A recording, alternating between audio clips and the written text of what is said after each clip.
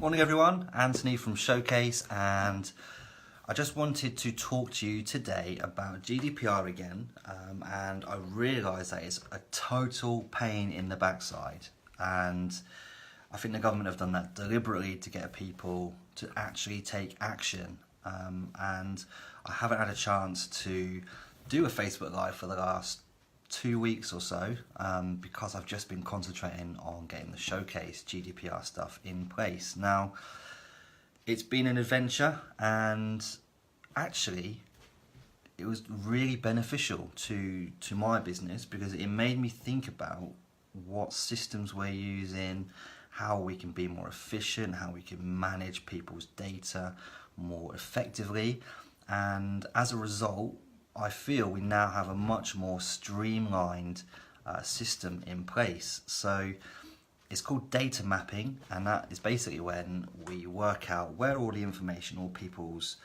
emails, contact details, website passwords, all coming in from, where they're landing, who has access to that, and how we manage that going forward. So we've put in a 3-month buffer, so basically we'll keep that information for a maximum of 3 months, unless you are a client that requires ongoing technical support, in which case we have a legitimate reason to keep hold of that. But if, for instance, you have a quote from us, and in the unlikely event that you won't want to go ahead with that, then you rest assured that your details will be deleted after 3 months. So previously that wasn't the case. It would just sit in our email accounts for the mandatory 6 years for data protection.